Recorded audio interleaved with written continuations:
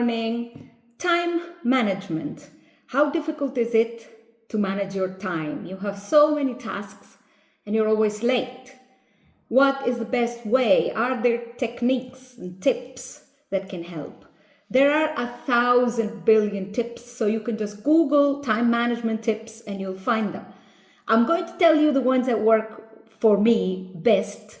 The first one is really the oldie but goldie Eisenhower matrix, which consists, as you know very well, into dividing your tasks into along two axes. You draw an axis about the urgent and not urgent.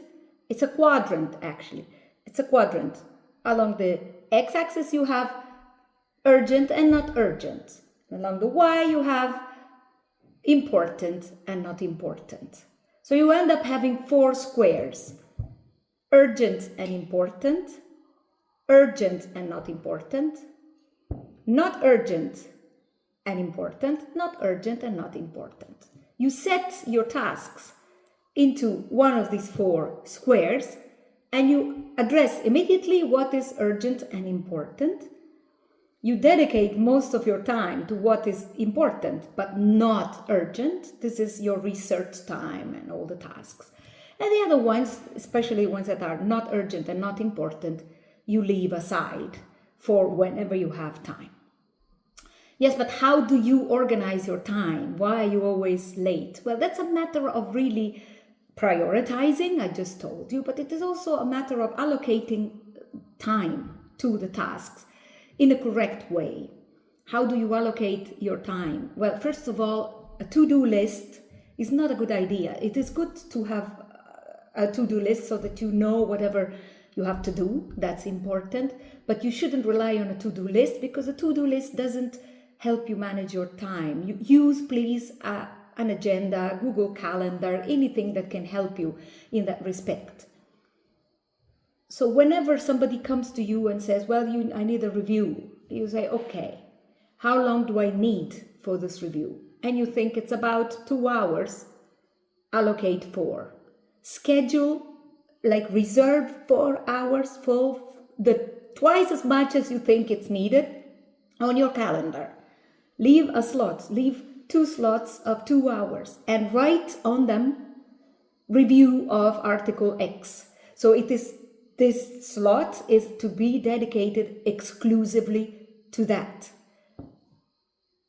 Twice as much the time is a good estimate because we tend to underestimate the time it takes to do things. 3 times is also a good tip. Reserve time, like leave, so the times for your tasks, that's one thing. Another thing is leave time in your week for instance, an activity you want to do like research. Say Monday morning, 3 hours, this is for research. Do not schedule anything in there. Do not make any, so try to find a time when of course you don't have to teach or where you don't have department meetings. These are regular things. Work around them, but reserve some time for this. A very good idea is also to leave 1 full week for yourself to dedicate to whatever activity you want to do. Not holidays, just really 1 week whenever you can, or days, entire days that are blocked out to breathe. If you have an entire week to breathe, you'll see that all the tasks that you have pending will be much easier when you come back because your brain needs to rewire and you know these things. Another thing is, imagine they invite you somewhere. They say, do you want to teach at the summer school?